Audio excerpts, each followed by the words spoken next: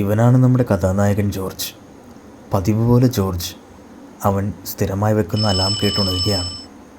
ഉണരുന്ന സമയത്തെന്തോ അവൻ്റെ തല അവൻ കിടക്കുന്ന കട്ടിലിൻ്റെ പടിയിൽ ഇടിക്കുന്നുണ്ട്. അതിൽ തന്നെ അവൻ അസ്വസ്ഥനാണ്. അപ്പോൾ അതാ അവൻ്റെ ബോസിൻ്റെ കോൾ വരുന്നു. എടാ, ഇന്ന് മന്തെൻ്റാണ്. എനിക്ക് ചെറിയ പരിപാടികൾ ഉള്ളതുകൊണ്ട് എനിക്കിന്ന് ഓഫീസിൽ എത്താൻ സാധിക്കില്ല. ജോർജ്, നീ എല്ലാ കാര്യങ്ങളും കൃത്യമായിട്ട് നോക്കിക്കോണേ. ഇത് കേട്ട് അവൻ അസ്വസ്ഥനാവുന്നുണ്ട്. അവൻ മനസ്സില്ലാ മനസ്സോടെ ഓഫീസിൽ പോകാൻ ഒരുങ്ങുകയാണ്. ഇന്ന് മന്തെൻ്റാണ്. എനിക്ക് ചെയ്തു തീർക്കാൻ ഒരുപാട് ജോലികളുണ്ട് അവിടെ. വേഗം എത്തണം അവിടെ.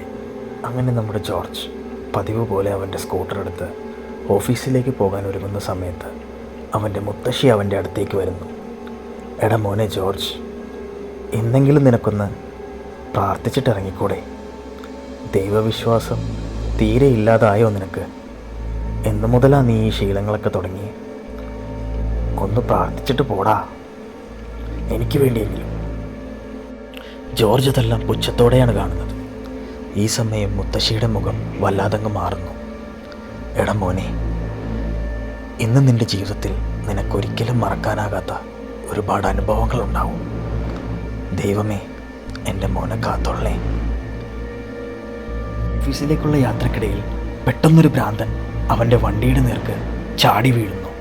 അവൻ ഭയന്ന് അയാൾക്ക് നേരെ നോക്കുന്നു. അവൻ അയാളെ കണ്ട് ഭയന്നു പോകുന്നു. അവൻ ഇതിനു മുമ്പ് അയാളെ കണ്ടിട്ടില്ല. അയാൾ അവനോട് താക്കീതുപോലെ ഒരു കാര്യം പറയുന്നു. മരണം അത് നിങ്ങളെ തേടി വരുന്നുണ്ട്. നിങ്ങളുടെ ആത്മാവിനെ ഇന്ന് ആരോ കൊണ്ടുപോകാൻ ആഗ്രഹിക്കുന്നുണ്ട്. നിങ്ങളുടെ പുറകെ ഒരു ദുരാത്മാവ് ഇന്ന് വരുന്നുണ്ട്. അതിന്നത്തെ ദിവസം മുതൽ, ഇന്ന് രാവിലെ മുതൽ നിങ്ങളുടെ കൂടെ തന്നെ ഉണ്ട്. മോനെ, നിൻ്റെ നന്മയ്ക്ക് വേണ്ടി എനിക്ക് നിന്നോടൊരു കാര്യം പറയാനുണ്ട്. ഇന്ന് നീ 12 മണിക്ക് മുമ്പ് നിൻ്റെ വീട്ടിലെത്തിച്ചേരണം. 12 മണിക്ക് മുമ്പ് നിനക്ക് നിൻ്റെ വീട്ടിലെത്തിച്ചേരാൻ സാധിച്ചില്ലെങ്കിൽ നിനക്ക് വലിയൊരാപത്ത് വരുമെന്നത് സുനിശ്ചയമാണ്. നീ ഇത് മറന്നു പോകരുത്. ഇനി ഒരു പക്ഷേ നിനക്ക് 12 മണിക്ക് മുമ്പ് നിൻ്റെ വീട്ടിലെത്തിച്ചേരാൻ സാധിച്ചില്ലെങ്കിൽ നിനക്ക് വരുന്ന ആപത്തിൽ നിന്ന് ഇത് നിന്നെ രക്ഷിക്കും. നീ വിശ്വാസത്തോടെ ഇത് 2 കൈകളിലും പിടിച്ച് നെഞ്ചോട് ചേർത്ത് ദൈവത്തെ വിളിച്ചാൽ നിനക്ക് വരാൻ പോകുന്ന ആപത്തിൽ നിന്ന് ഒരു പക്ഷേ നിനക്ക് രക്ഷപ്പെടാൻ പറ്റിയേക്കാം. നിൻ്റെ ഭാഗ്യം പോലിരിക്കും. അങ്ങനെ ജോർജ് മനസ്സില്ലാ മനസ്സോടെയാണെങ്കിലും അയാൾ തന്ന ആ കുരിശ് അവൻ്റെ ബാഗിൽ വെച്ച് അവൻ്റെ ഓഫീസിൻ്റെ ബേസ്മെൻറ്റിലുള്ള പാർക്കിങ്ങിലെത്തുന്നു. അതുവരെ ഇല്ലാതിരുന്ന എന്തോ ഒരു ഭയം അപ്പോൾ മുതൽ ജോർജിൽ തട്ടിത്തുടങ്ങി. അവൻ്റെ പുറകിൽ ആരൊക്കെയോ ഉള്ളതുപോലെ അവൻ അനുഭവപ്പെടാൻ തുടങ്ങി. ലിഫ്റ്റ് ഡോർ ഓപ്പണായി. അവൻ ലിഫ്റ്റിലേക്ക് കയറാൻ ഒരുങ്ങുമ്പോൾ അവൻ്റെ പുറകിൽ നിന്ന് ആരോ വിളിക്കുന്നത് പോലെ അവന് തോന്നി. അവൻ ഭയന്ന് ആരാണ് അവനെ വിളിക്കുന്നതെന്ന് നോക്കാനായി തിരിഞ്ഞപ്പോൾ എന്തോ ഒരു കറുത്ത രൂപം കണ്ട് അവൻ ഭയന്ന് ഒന്നുകൂടി അതിലേക്ക് സൂക്ഷിച്ചു നോക്കുമ്പോൾ പെട്ടെന്ന് അവൻ്റെ സുഹൃത്ത് അലൻ വന്ന് അവൻ്റെ ചുമരിൽ തട്ടുന്നു. ഹായ് ജോർജ്, എന്തു പറയുന്നു? ഇന്ന് മന്ദൻ്റായിട്ട് വൈകിയല്ലോ നീ. എന്താ നീ ഇങ്ങനെ നെട്ടിത്തെറിച്ച് നോക്കുന്നത്? അവൻ അലനോട് ഒന്നുമില്ല എന്ന് പറഞ്ഞ് ഓഫീസിൽ അവൻ്റെ ടേബിളിലെത്തി അവൻ്റെ ലാപ്ടോപ്പ് തുറന്ന് അവൻ്റെ മോർണിംഗ് റിപ്പോർട്ട്സ് എല്ലാം അയച്ചു തുടങ്ങി. സമയം ഉച്ചയായിരിക്കുന്നു. അവൻ്റെ ലഞ്ച് ബോക്സ് തുറന്ന് കഫറ്റേരിയയിലിരുന്ന് അവൻ കൊണ്ടുവന്ന ഭക്ഷണം കഴിക്കുകയാണ്. ഈ സമയങ്ങളിൽ അവൻ്റെ മുത്തശ്ശിയെക്കുറിച്ചും അവൻ രാവിലെ കണ്ട ഭ്രാന്തനെക്കുറിച്ചുമെല്ലാം ഭയത്തോടെ ആലോചിക്കുന്നുണ്ട്. ജോർജ് ഭക്ഷണം കഴിഞ്ഞ് കൈ കഴുകുകയാണ്. അപ്പോഴും അവൻ അതെല്ലാം ആലോചിക്കുന്നുണ്ട്. ഭയം അവൻ്റെ ഉള്ളിൽ നിഴലിക്കുന്നുണ്ട്. ഈ സമയം അവൻ കൈ കഴുകിക്കൊണ്ടിരിക്കുമ്പോൾ ആ ബാത്റൂമിൻ്റെ ഉള്ളിലെ പ്രകാശം പതിയെ മങ്ങുന്നു. അതിൻ്റെ മിററിലായി ഏതോ ഒരു രൂപം അവൻ കാണുന്നുണ്ട്. അതൊരു വികൃതമായ രൂപമായിരുന്നു. അത് അവന് നേരെ നോക്കുന്നത് കണ്ട് അവൻ ഭയന്ന് താഴെ വീണ് അലറി വിളിക്കുന്നു, അയ്യോ! ആ രൂപം അവന് നേരെ അതിഭീകരമായ ഒരു നോട്ടം നോക്കുന്നു. ഈ സമയം അവൻ അലറുകയാണ്. പെട്ടെന്ന് അവൻ്റെ ചുവരിൽ അവൻ്റെ ഓഫീസ് ഫ്രണ്ട് വിനീത് വന്ന് തട്ടുന്നു. എടാ ജോർജ്, നിനക്ക് എന്തു പറ്റി? നീ എന്തിനാണിങ്ങനെ അലറി വിളിക്കുന്നത്? എന്താ നിനക്ക് സംഭവിച്ചത്? പറയടാ. ജോർജ് നടന്നതെല്ലാം വിനീതിനോട് പറയുന്നു. വിനീത് അവൻ പറയുന്നതെല്ലാം കേട്ട് അവനെ ആശ്ചര്യത്തോടെയാണ് നോക്കുന്നത്. എടാ പ്രേതമോ? നീ ഇന്നത്തെ കാലത്തും ഇതൊക്കെ വിശ്വസിക്കുന്നുണ്ടോ? ഒന്ന് പോടാ, നിനക്ക് തലക്ക് ഭ്രാന്ത, പോയി പണി നോക്കിയേ നീ. അതും പറഞ്ഞ് വിനീത് അവിടെ നിന്ന് പോകുന്നു. ജോർജ് വീണ്ടും അവൻ്റെ ലാപ്ടോപ്പിന് മുൻപിൽ വന്നിരുന്ന് അവൻ്റെ വർക്ക് തുടരുകയാണ്. കുറച്ചു സമയം കഴിഞ്ഞപ്പോൾ അവൻ്റെ MD കോൾ വരുന്നു. എടാ ജോർജ്, എനിക്കിന്ന് വൈകിട്ടും ഓഫീസിലേക്ക് എത്താൻ സാധിക്കില്ലടാ. നിനക്കറിയാലോ, ഞാനില്ലെങ്കിലും നമ്മുടെ വർക്ക്സ് ഒന്നും പെൻഡിങ് ആവരുത്. എന്നാണ് ഡെഡ് ലൈൻ. നീ അതൊക്കെ തീർത്തിട്ടേ പോവാവുള്ളൂടാ. നിന്നെ വിശ്വസിച്ചാ ഞാൻ ഇരിക്കുന്നേ. ജോർജ് അത് കേട്ട് വല്ലാതെ അസ്വസ്ഥനാകുന്നു. ഇന്ന് ബോസില്ല. അങ്ങനെ ഈവനിങ് ആയി. പല ഡിപ്പാർട്ട്മെൻറ്റുകളിലുള്ള അവൻ്റെ ഓഫീസിലുള്ള എല്ലാവരും തന്നെ വീട്ടിലേക്ക് പോകാൻ തയ്യാറെടുക്കുകയാണ്. അവൻ്റെ ഡിപ്പാർട്ട്മെൻറ്റിൻ്റെ വർക്കുകൾ കഴിഞ്ഞിട്ടില്ല. സമയം ഒരുപാടങ്ങ് പോയി. ജോർജ് വീണ്ടും അവൻ്റെ വർക്കുകളിൽ മുഴുകിയിരിക്കുകയാണ്. ഈ സമയം അവൻ്റെ ടീം ലീഡർ കിരൺ അവൻ്റെ അടുത്ത് വന്ന് പറയുന്നു, എടാ ജോർജ്, വൈഫ് വിളിച്ചിരുന്നു, മോന് സുഖമില്ലാന്ന്. ഞാൻ ഇറങ്ങിക്കോട്ടെ, നീ നോക്കിക്കോളൂല്ലേ ബാക്കിയുള്ള കാര്യങ്ങൾ. ജോർജ് കിരണിനോട് ഓക്കെ എന്ന് മൂളുന്നു. ഡാ, ഞാൻ നേരത്തെ ഇറങ്ങിയ കാര്യം നീ MDയോട് പറഞ്ഞേക്കല്ലേ. അവൻ കിരൺ പോയതിനു ശേഷം അവൻ്റെ വർക്കുകളിൽ മുഴുകുകയാണ്. അപ്പോൾ അവൻ മനസ്സിൽ ചിന്തിക്കുന്നു, കിരൺ സാർ പണ്ടേ ഇങ്ങനാണ്. അവനവൻ്റെ കാര്യം മാത്രമേ ഉള്ളൂ അങ്ങേർക്ക്. വർക്ക് തീർന്നാലും ഇല്ലെങ്കിലും അങ്ങേർക്ക് സമയത്ത് വീട്ടിൽ പോകണം. അല്ലെങ്കിലും ഞാൻ കാണിക്കുന്ന ആത്മാർത്ഥതയൊന്നും ഇവിടെ ആർക്കും തന്നെ ഇല്ല. സമയം വീണ്ടും ഒരുപാട് മുന്നോട്ട് പോയി. പുറത്ത് അതിശക്തമായ ഇടിമിന്നലുമാണ്. മഴ കനത്ത് പെയ്യുന്നു. ഓഹ്, അങ്ങനെ ഞാൻ ഡെഡ് ലൈനിന് മുമ്പെല്ലാം പൂർത്തിയാക്കി. ഈ സമയം ജോർജ് സമയം നോക്കുന്നു. അപ്പോൾ 11:55 സമയം. അങ്ങനെ അവൻ്റെ ഔട്ട് പഞ്ച് 11:58 കംപ്ലീറ്റ് ചെയ്ത് പതിയെ ലിഫ്റ്റിനടുത്തേക്ക് നടന്നുകൊണ്ടിരിക്കുകയാണ്. ലിഫ്റ്റിനടുത്തെത്തിയ ജോർജ് ഗ്രൗണ്ട് ഫ്ലോറിലേക്കുള്ള ബട്ടൺ അമർത്തുന്നുണ്ട്. എങ്ങനെയെങ്കിലും വീടെത്തിയാൽ മതിയായിരുന്നു.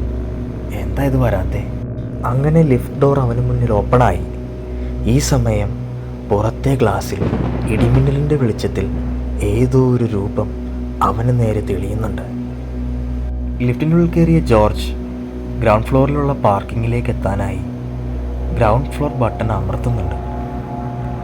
പെട്ടെന്ന് തന്നെ ലിഫ്റ്റിൻ്റെ ഉള്ളാകെ മാറുന്നു.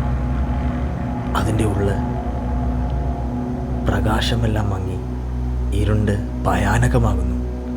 ലിഫ്റ്റ് ഇപ്പോൾ -2 പോയിക്കൊണ്ടിരിക്കുകയാണ്. ജോർജ് ഭയന്ന് നിലവിളിക്കുന്നുണ്ട്. കാരണം എന്താണെന്നാൽ അവൻ ഇതുവരെ ആ ബിൽഡിങ്ങിൽ -2 എന്നൊരു ഫ്ലോർ കണ്ടിട്ടില്ല. 4 ഫ്ലോറുകളും ഗ്രൗണ്ട് ഫ്ലോറുമാണ് ആ ബിൽഡിങ്ങിൻ്റെ ലിഫ്റ്റിൽ സാധാരണയായി അവൻ കണ്ടിട്ടുള്ളത്. പക്ഷെ എന്തുകൊണ്ടാണ് ലിഫ്റ്റ് ഇപ്പോൾ -2 പോകുന്നത്? അവൻ ഭയന്ന് വിറയ്ക്കുന്നു. അങ്ങനെ ആ ലിഫ്റ്റ് ഇപ്പോൾ -2 ഓപ്പണായിരിക്കുകയാണ്. അവൻ നോക്കുമ്പോൾ ചുവപ്പ് വിതച്ചതുപോലെ അതിഭയാനകമായ അതിഭീകരമായ ഏതോ ഒരു സ്ഥലത്താണ് അവനിപ്പോൾ എത്തിയിരിക്കുന്നത്. ജോർജ് ഭയന്ന് വിറച്ചുകൊണ്ടാണെങ്കിലും താൻ എവിടെയാണ് ഈ എത്തിയിരിക്കുന്നതെന്ന് അറിയാനായി ആ ലിഫ്റ്റിന് പുറത്തേക്ക് ഇറങ്ങുന്നു. അതൊരു പഴയ പാർക്കിംഗ് ബേസാണ്. ദൂരെയായ ഒരു കറുത്ത രൂപം അവനെ വീക്ഷിക്കുന്നുണ്ട്. അവൻ ഭയത്തോടെ ആ പാർക്കിംഗ് മുഴുവൻ പരുതുകയാണ്. അവൻ ഏതുവഴി രക്ഷപ്പെടും? ദൈവമേ, ഞാനിതെവിടെയാണ് എത്തിയിരിക്കുന്നത്? ഞാൻ എന്ത് തെറ്റ് ചെയ്തിട്ടാണ് എന്നെ ഇങ്ങനെ പരീക്ഷിക്കുന്നത്? ഈ സമയം അവന് പുറകിലായി ഒരു പെൺകുട്ടി കരയുന്നതായി അവൻ കേൾക്കുന്നുണ്ട്. അത് അടുത്തടുത്ത് വരുന്നുണ്ട്. ഏകദേശം അവൻ്റെ തൊട്ട് പുറകിലായി എത്തിയെന്ന് തോന്നിയപ്പോൾ അവൻ പതിയെ തിരിയുന്നുണ്ട്. തിരിഞ്ഞു നോക്കുന്ന ജോർജ് കാണുന്നത് അതിവികൃതമായ ആ സ്ത്രീയുടെ രൂപമായിരുന്നു. ഇത് കണ്ടവൻ അലറി വിളിച്ചുകൊണ്ട് താഴേക്ക് വീഴുന്നുണ്ട്. അവന് നേരെ ആ രൂപം അടുത്തു വരികയാണ്. അവൻ അലറുകയാണ്, അയ്യോ! അവിടെ നിന്ന് എങ്ങനെയൊക്കെയോ കുതിരയോടിയ ജോർജ് ഓടിച്ചെന്ന് ലിഫ്റ്റിൻ്റെ ബട്ടണിൽ ആഞ്ഞാഞ്ഞമർത്തുകയാണ്. തൻ്റെ ജീവൻ ഇവിടെ അവസാനിക്കുമോ, അല്ലെങ്കിൽ തനിക്ക് രക്ഷപ്പെടാൻ പറ്റുമോ, ഒന്നും അവനറിയില്ല. അവൻ ആ ബട്ടണിൽ ഇപ്പോഴും അമർത്തിക്കൊണ്ടിരിക്കുകയാണ്. അതിനിടയിൽ ഭയത്തോടെ അവൻ തിരിയുന്നുണ്ട്. തൻ്റെ പുറകിലായ ആരെങ്കിലും ഓടി വരുന്നുണ്ടോ എന്നറിയാനായി. ജോർജ് തിരിഞ്ഞു നോക്കുന്ന സമയത്ത് ആ വികൃതമായ രൂപം അവനെ കടിച്ചു കീറാനുള്ള ദേഷ്യത്തോടെ അലറിക്കൊണ്ട് അവൻ്റെ അടുത്തേക്ക് ഓടി വരുന്നുണ്ട്. അവൻ വീണ്ടും നോക്കിയപ്പോൾ ആ രൂപം ഏകദേശം അവൻ്റെ അടുത്തെത്തി. ആ ഭീകര രൂപം അടുത്തെത്തിയപ്പോൾ തന്നെ ലിഫ്റ്റ് ഡോർ ഓപ്പണായി. ജോർജ് അതിനകത്തേക്ക് ചാടി കയറുന്നു. ലിഫ്റ്റ് ഡോർ ക്ലോസ് ചെയ്ത്, തൻ്റെ കഥ കഴിഞ്ഞോ ദൈവമേ, ഞാനിനി എന്ത് ചെയ്യുമെന്ന മട്ടിൽ ലിഫ്റ്റിൻ്റെ ഒരു മൂലയ്ക്കായി തളർന്ന് ആകെ അവശനായി. ഇനി എനിക്കൊരു രക്ഷയുണ്ടോ? എന്നെ ഇനി ആര് രക്ഷിക്കും എന്ന് ചിന്തിച്ചിരിക്കുമ്പോഴാണ് ജോർജ് തൻ്റെ സൈഡിലിരിക്കുന്ന അവൻ്റെ ബാഗ് കാണുന്നത്. അതിൻ്റെ സൈഡിലായി അവൻ രാവിലെ അവന് വഴിയരികിൽ കണ്ട ആ ഭ്രാന്തൻ നൽകിയ കുരിശ് കാണുന്നു. അവൻ പെട്ടെന്ന് അതെടുത്ത് കൈകളിൽ പിടിച്ച് അയാൾ രാവിലെ അവനോട് പറഞ്ഞ ആ കാര്യങ്ങൾ ഓർത്തെടുക്കാൻ ശ്രമിക്കുന്നു. അവനപ്പോൾ ഒരു കാര്യം മനസ്സിലാക്കുന്നു. അയാൾ അവനോട് രാവിലെ പറഞ്ഞിരുന്നു, 12 മണിക്ക് ശേഷം ഞാൻ ഒരുപക്ഷെ വീട്ടിലെത്തിയില്ല എങ്കിൽ ഇതെന്നെ രക്ഷിക്കുമെന്നാണ് അയാൾ പറഞ്ഞത്. അതവൻ ഓർക്കുന്നു. അവനത് കൈകളിൽ ഭദ്രമായി പിടിക്കുന്നു. അവൻ ആ കുരിശ് വിശ്വാസത്തോടെ അവൻ്റെ കൈകളിൽ ചേർത്ത് പിടിച്ച് ദൈവത്തോട് ആദ്യമായി അവൻ്റെ ജീവന് വേണ്ടി മുട്ടിപ്പായി വിശ്വാസത്തോടെ പ്രാർത്ഥിക്കുന്നു. ഈ സമയം അവന് മുന്നിലെ ലിഫ്റ്റിൻ്റെ ഡോറ് പതിയെ തുറക്കുന്നതായി അവൻ കാണുന്നു. അവൻ ഭയത്തോടെ പുറത്തേക്ക് നോക്കുന്നു. ഇനി എന്താണ് അവനെ കാത്തിരിക്കുന്നതെന്നറിയാതെ. ലിഫ്റ്റ് ഡോർ തുറന്നതും ഭയാനകമായ എന്തോ ഒന്ന് വരാനിരിക്കുന്നുവെന്ന് അവൻ്റെ മനസ്സ് പറയുന്നുണ്ടായിരുന്നു. അവൻ ഭയത്തോടെ പുറത്തേക്ക് നോക്കുന്നു. ലിഫ്റ്റിന് പുറത്ത് അതിഭയാനകമായ നിശബ്ദതയായിരുന്നു. എന്താണ് ഇനി സംഭവിക്കാൻ പോകുന്നതെന്ന് അവൻ ചിന്തിക്കുന്നുണ്ട്. ഇതാണോ എൻ്റെ അവസാനം? എന്താണ് എന്നെ കാത്തിരിക്കുന്നത്? എൻ്റെ കഥ ഇവിടെ കഴിയുമോ? അല്പസമയം കഴിഞ്ഞിട്ടും ഒന്നും വരാത്തത് കണ്ട് സമാധാനിച്ചിരിക്കുന്ന സമയത്താണ് അവൻ്റെ പിന്നിൽ നിന്നും ആ വികൃത രൂപം അവനെ കടന്നു പിടിക്കുന്നത്. ഈ സമയം അവൻ ഭയന്ന് അവൻ്റെ കൈകളിലുള്ള കുരിശ് നെഞ്ചോട് ചേർത്ത് അടക്കിപ്പിടിച്ച് കണ്ണുകളടച്ച് അലറി വിളിക്കുന്നു, അയ്യോ! പെട്ടെന്ന് അവൻ കണ്ണു തുറക്കുമ്പോൾ അവൻ ബെഡിൽ നിന്ന് എഴുന്നേൽക്കുകയാണ്. പതിവ് പോലെ അവൻ്റെ അലാറം അടിക്കുന്നു. അവൻ സ്വപ്നത്തിൽ കണ്ടതുപോലെ അവൻ്റെ തല കട്ടിലിൻ്റെ ഒരു ഭാഗത്ത് ഇടിക്കുന്നുണ്ട്. അപ്പോൾ അവൻ മനസ്സിലാക്കുകയാണ് താൻ കണ്ടതെല്ലാം സ്വപ്നമായിരുന്നു. അവനത് വിശ്വസിക്കാൻ സാധിക്കുന്നില്ല. അപ്പോൾ അതാ അവനവൻ്റെ ബോസിൻ്റെ കോൾ വരുന്നു. എടാ, ഇന്ന് മന്തെൻ്റാണ്. എനിക്ക് ചില പരിപാടികൾ ഉള്ളതുകൊണ്ട് ഇന്ന് ഓഫീസിൽ വരാൻ സാധിക്കില്ല. ജോർജ്, നീ എല്ലാം ഭംഗിയായി നോക്കിക്കോളണേ. ഇത് കേട്ടതോടെ ജോർജ് കൂടുതൽ അസ്വസ്ഥനാവുന്നു. താൻ ഇതൊക്കെ മുൻപെപ്പോഴോ തൻ്റെ സ്വപ്നത്തിൽ കണ്ടതുപോലെ അവന് തോന്നി തുടങ്ങുന്നു. വരാനിരിക്കുന്നത് എന്തൊക്കെയാണെന്ന്, താൻ ഇന്ന് നേരിടാൻ പോകുന്നത് എന്തൊക്കെയാണെന്ന്, അവൻ ഭയാനകമായ എന്തൊക്കെയോ ഇന്ന് നേരിടാനുണ്ടെന്നും അവൻ ആ നിമിഷം മനസ്സിലാക്കുന്നു.